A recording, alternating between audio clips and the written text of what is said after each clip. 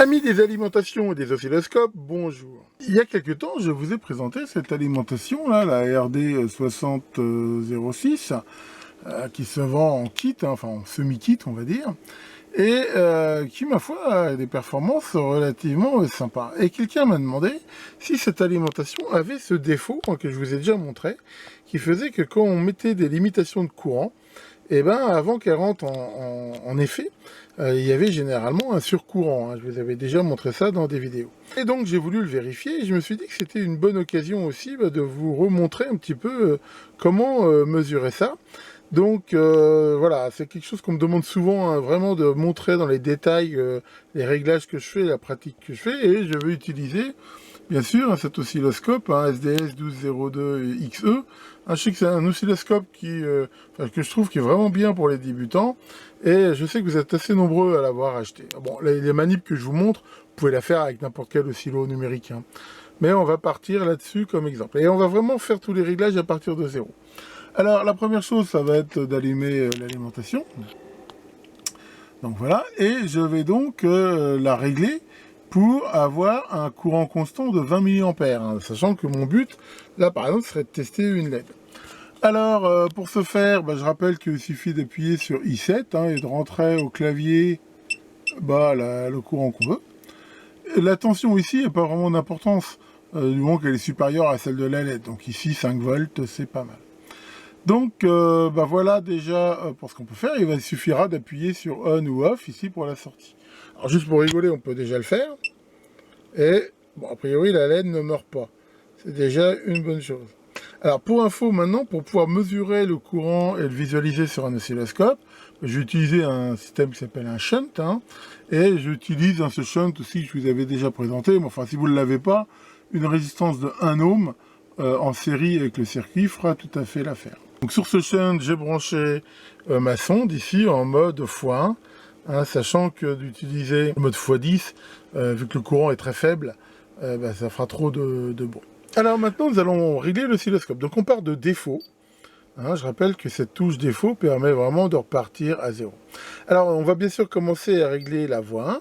Donc le couplage du continu, oui, à la limite, ça peut correspondre à ce qu'on veut. La bande passante, full, on verra si on la réduit. La réduire, hein, normalement, ça permettra d'avoir un peu moins de bruit. Enfin, on peut laisser. L'ajustement, grossier, ça va. Alors, la sonde, ici, avec une résistance de 1 ohm, comme ma sonde, elle est aussi en x1, et 1 ohm, ça fait 1 volt pour 1 ampère, donc c'est bon. Et par contre, on a la possibilité, voilà, ici, de choisir directement l'unité en ampères, ce qui sera plus simple. Bon, les autres systèmes, là, on va pas en venir, le défaut va bien. Alors maintenant, on va régler la sensibilité. Hein, donc là, je sais que j'ai un courant de 10 mA.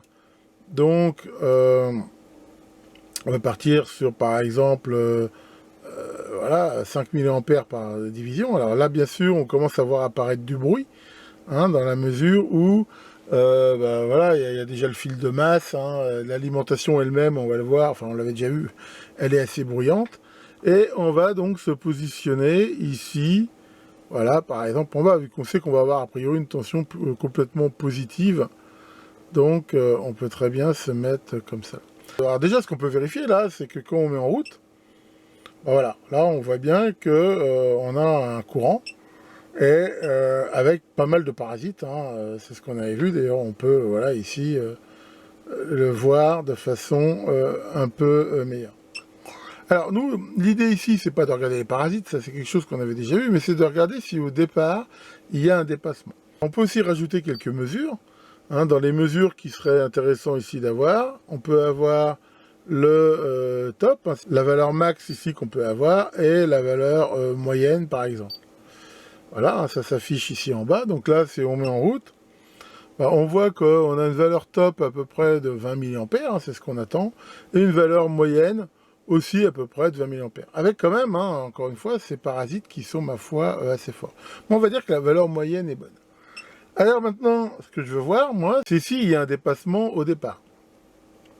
Alors on va se mettre, je sais pas, par exemple, sur 10-20 millisecondes, hein, déjà, puis après on verra ce qu'on fait. Et on va régler le seuil de déclenchement, par exemple, ici. en disant, bah voilà, hein, je rappelle que ce seuil, on le voit ici, là par exemple il y a 10 000 ampères. C'est en fait, je veux dire, dès que le courant va dépasser 10 000 ampères, eh ben, tu vas te déclencher. Donc là, je vais me mettre en mode single. Donc là, il attend quelque chose. Alors, pourquoi il se déclenche quand même? Parce que bah, il y a des parasites. Donc on peut le mettre un petit peu plus haut, ici. Et maintenant, mettre en route. Toc, et voilà. Donc là, on voit bien ici la mise en route. Maintenant, ça sert à rien d'avoir là un petit peu plus de voir ce qui se passe avant. Hein. Donc là, on va pouvoir le ramener, par exemple. Voilà. Hein, je rappelle la petite flèche en haut, là, c'est le début du switch. Et voilà, on peut recommencer la mesure. Donc là, je me remets en mode single et je remets en route. Et voilà. Voilà ce qu'on obtient.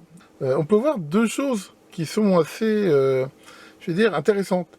La première, c'est que avant vraiment que ça démarre, on commence à voir ici des parasites qui apparaissent.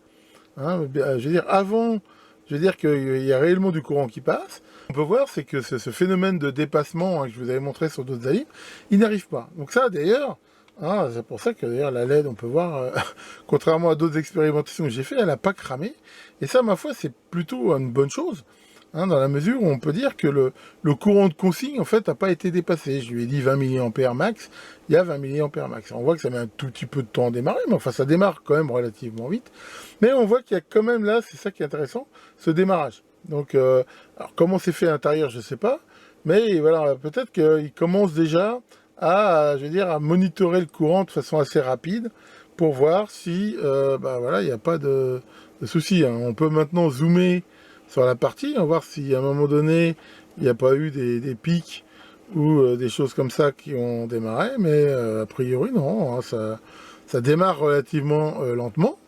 Hein, voilà, parce qu'on voit qu'entre le moment où ça démarre et le moment où c'est à peu près bon, bah, c'est pas instantané, hein, ce qui est normal. D'ailleurs, on peut tout à fait le regarder avec ici des curseurs, en utilisant des curseurs horizontaux, et qu'on va pouvoir ici passer. Donc voilà, on va dire que ça démarre ici, et on va dire que c'est à peu près bon, à peu près là, quoi. Donc si on regarde le temps entre les deux curseurs, eh ben, on voit que ça a mis à peu près 16 millisecondes pour démarrer, ce qui est, ma foi, tout à fait honorable.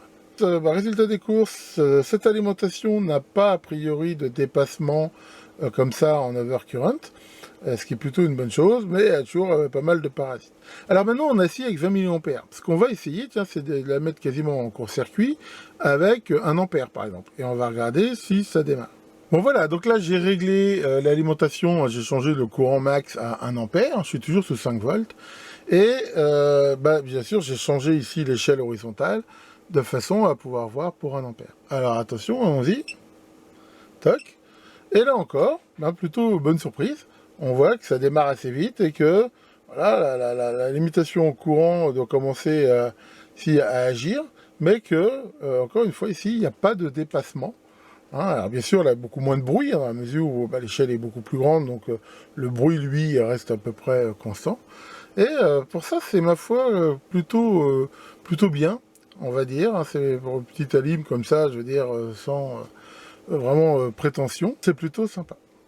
Voilà pour cette petite vidéo pratique. Donc, bah, si vous possédez une alimentation avec une limitation de courant, si vous possédez un oscilloscope, je vous conseille vivement de faire cette manip pour justement vérifier si votre alimentation, vous pouvez un petit peu lui faire confiance. Hein, c'est-à-dire, voilà, est-ce que vous lui demandez une limitation de courant, ça risque de faire des dégâts ou pas. Alors, si vous avez des doutes, je vous conseille d'essayer plutôt avec par exemple une diode normale, hein, mis en sens direct, plutôt qu'une LED. Généralement, ça encaissera beaucoup mieux une pointe. Hein, vous mettez une AN 4007 ou un truc comme ça. Si vous mettez une LED, bah, enfin, faut dire que c'est déjà la LED crame, généralement. C'est un signe que c'est pas très bon. Enfin voilà, vous voyez, il suffit d'une résistance hein, de 1 ohm. Et c'est vraiment très très simple à faire. Je vous engage à faire ces mesures sur vos alimentations. Tiens, Maurice, ça va Maurice? Tu veux me poser une question? Oh putain, mais t'arrêtes pas de me poser des questions. C'est quoi ta question? Est-ce que j'ai des tatouages? Oui Maurice, j'ai un tatouage. C'est quoi mon tatouage? Eh ben, je me suis fait tatouer un arbre sur le ventre.